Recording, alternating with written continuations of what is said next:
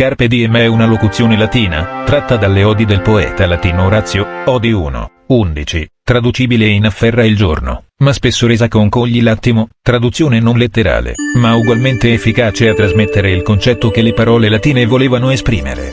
Viene di norma citata in questa forma abbreviata, anche se sarebbe opportuno completarla con il seguito del verso oraziano, quam minimum credula postero confidando il meno possibile nel domani. È un invito a godere ogni giorno dei beni offerti dalla vita, dato che il futuro non è prevedibile. Da intendersi non come invito alla ricerca del piacere, ma ad apprezzare ciò che si ha. Cogli la rosa quando è il momento. In latino si dice invece carpe diem. Chi lo sa che cosa significa?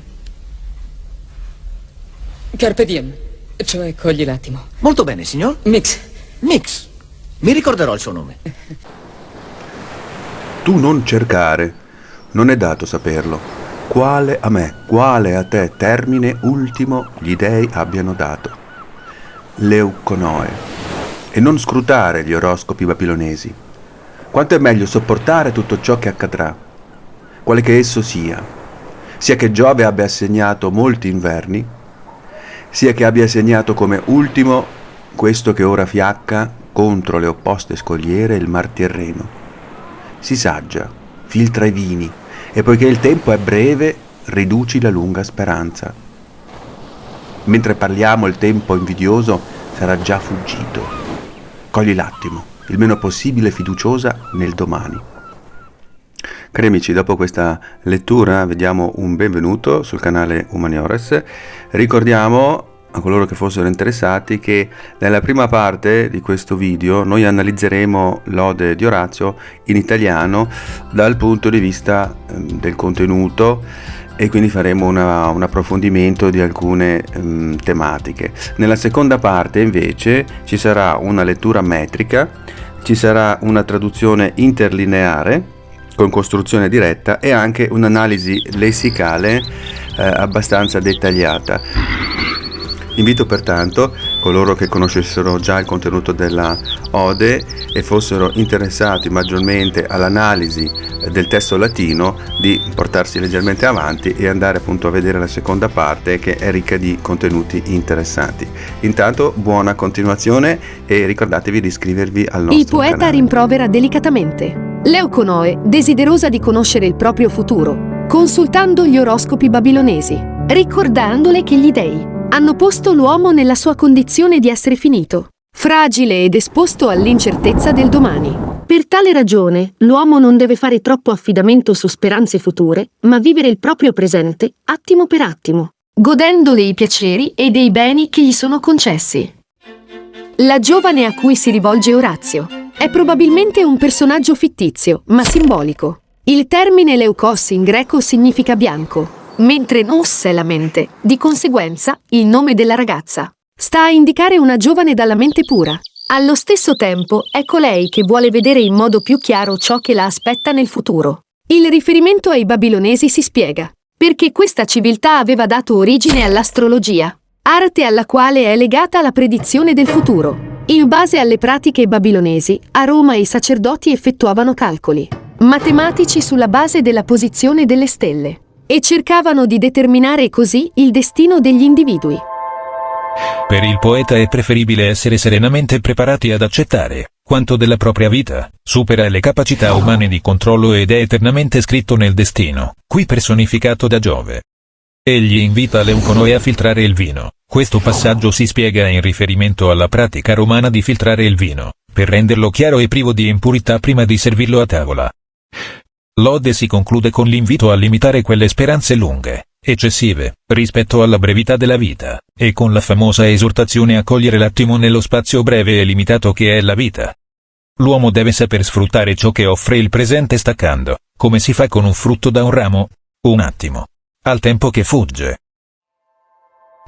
Tu ne quaes ieris scire nefas, quem mihi quem tibi finem didederint Leuconoe, nec Babilonios temptaris numeros, ut melius quid quiderit pati.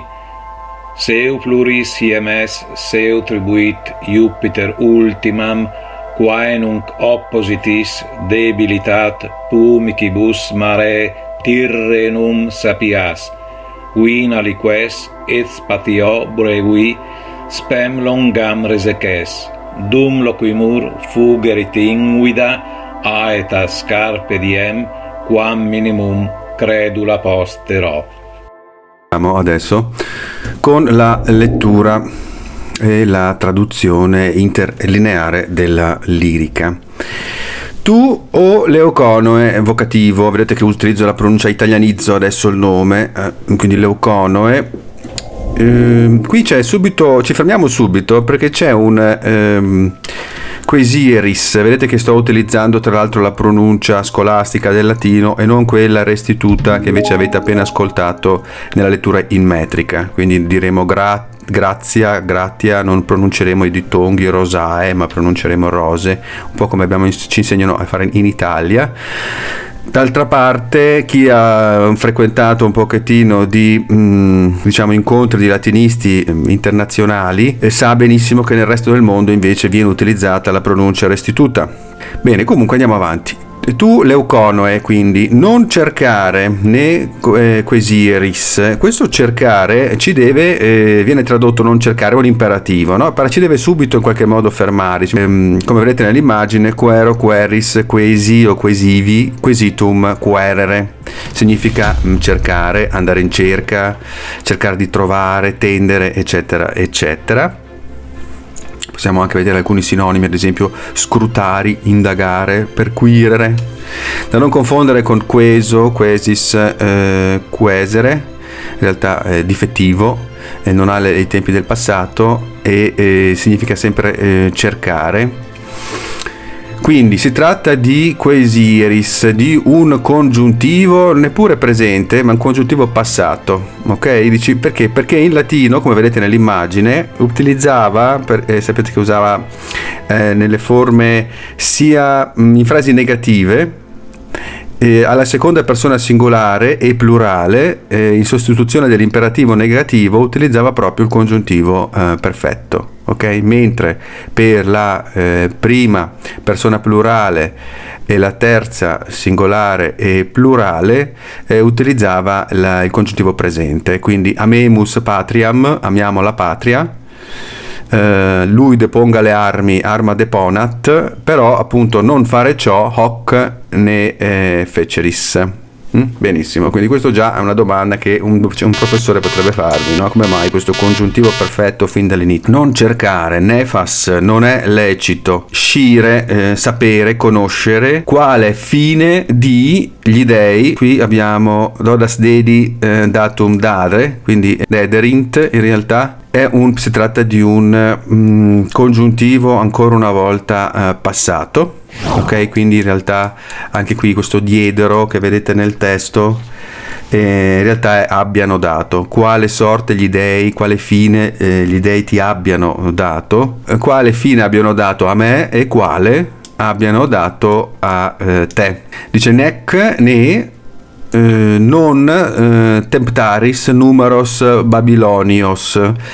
Temptaris in questo caso si tratta di una forma deponente, temptor, temptaris, temptatus sum temptari, che sta a significare sia diciamo il toccare, ma anche il tentare, il sondare, il saggiare, il provare, il mettere alla prova, il cercare di ottenere. Sta proprio a indicare in qualche modo dal punto di vista semantico non il consultare in qualche modo un po' freddo, razionale, ma proprio con sarebbe quasi non appassionarti, non perdere tempo dietro a che cosa? I numeros Babilonios, abbiamo visto che si trattava dell'astrologia, no? I calcoli babilonesi che venivano utilizzati dai romani per le previsioni astrologiche. Come è meglio? Ut est sottinteso ut est melius pati, affrontare. Paradigma, patior, pateris, passus sum, pati, un verbo deponente della terza. Tollerare, sopportare, pazientare, accettare, ammettere, permettere, quindi come è meglio affrontare, qui abbiamo la traduzione, ma appunto l'accettare, il tollerare, il sopportare, il reggere, potremmo dire, qualsiasi cosa, quid erit, qualsiasi cosa sarà, sia che Giove tribuit ci conceda plures iemes, quindi hiems hiemis, sostantivo femminile della terza declinazione, pars anni frigidissima inter autumnum et ver, la parte dell'anno più fredda, no? E quindi sta sia per inverno, ma anche può stare per tempesta, per burrasca, cattivo tempo, il freddo, il gelo. Quindi sia che Giove ci conceda, quindi sia che Giove ci attribuisca, tribuit, tribo, tribuis, tribui, tribuere, un verbo transitivo e intransitivo della terza coniugazione, dare, accordare, concedere, attribuire, sia che lui ci conceda più inverni, sia che questo che hiems, hiemis, un sostantivo femminile, sta a indicare l'inverno, ma anche la burrasca, la tempesta, la stagione piovosa, il cattivo tempo, sia che invece sia l'ultimo, potremmo dire, vedete, ultima, ma aggettivo al femminile concordato con hiems, quello che ora cosa fa? Debilita, stanca il mare Tirreno su opposte scogliere. Debilito, debilitas, debilitavi, debilitatum, debilitare, un verbo transitivo, prima coniugazione, indebolire, fiaccare. Anche può stare per mutilare, storpiare, sia che questo che ora stanca, fiacca, il mare Tirreno su opposte scogliere, cioè il vento evidentemente spinge il mare contro le opposte scogliere con forza, e questo Orazio si immagina appunto che l'inverno stia stancando il mare Tirreno, no? Gettandolo contro gli scogli. Pumex pumicis è un sostantivo maschile della terza declinazione, sta per pietra, per roccia, sasso in generale, ma anche è la pomice in realtà, appunto così come in italiano la pietra pomice. Citiamo anche un simpatico detto latino, aquam a pumice postulo, per tendere acqua dalla pietra pomice. Noi questo non lo diciamo più, ma per i latini significava volere qualcosa di impossibile. Poi abbiamo il sapias, sì saggio, questo è anche un congiuntivo esortativo, sapio, sapis, sapii, sapere, verbo della terza in io, transitivo e intransitivo. Intransitivo, aver sapore, sapere, odorare di, sapere di, ma anche, e qui è usato evidentemente in modo metaforico, il avere intelligenza, avere giudizio, avere buon senso, cum grano salis, quindi di essere saggio, sì prudente, infatti si traduce con si saggia, liquas vina, filtra i vini, et spazio brevi, causa della brevità dello spazio, o in uno spazio così breve. Reseces, qui è resecare, giusto? Reseco, resecas, resecui, resectum, resecare, è un verbo transitivo, sta a indicare il tagliare, il recidere, l'eliminare, ma anche, e qui viene anche in senso figurato appunto, taglia la lunga speranza, non proiettare troppo in avanti le tue speranze. Siamo alla parte finale, mentre parliamo. Dum loquimur, questo è un verbo importantissimo in latino, loquor, loqueris, locutus sum loqui, un verbo transitivo e intransitivo, transitivo deponente della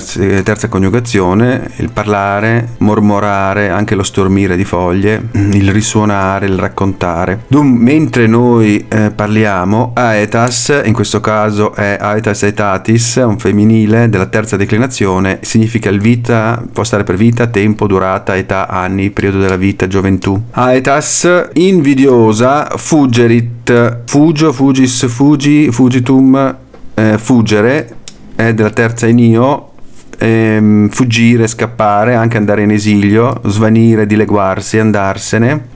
Qui abbiamo il tempo è già fuggito, sarà già fuggito, quindi è fuggito, in realtà non è una traduzione corretta, sarà già fuggito, quindi un futuro anteriore. E dice aetas, invida, invidiosa, invidus, invida, invidum, è un aggettivo della prima classe, invidioso, geloso, ma sta anche per ostile, avverso, sfavorevole. In italiano si è un po' specializzato, no? L'invidioso ha un significato più limitato, in latino poteva significare anche appunto la semplice ostilità, l'essere avverso a qualcosa, quindi il tempo invidioso, ma anche un po' il tempo insomma nemico, sarà già fuggito. Carpe, eccoci qua, carpo, carpis, carpsi, carptum, carpere, verbo transitivo della terza coniugazione, cogliere, staccare, squarciare, spezzare, sminuzzare, smembrare, biasimare, denigrare anche, si può usare anche per appunto denigrare. Carpe diem, cogli l'attimo, cogli l'ora, cogli il giorno letteralmente.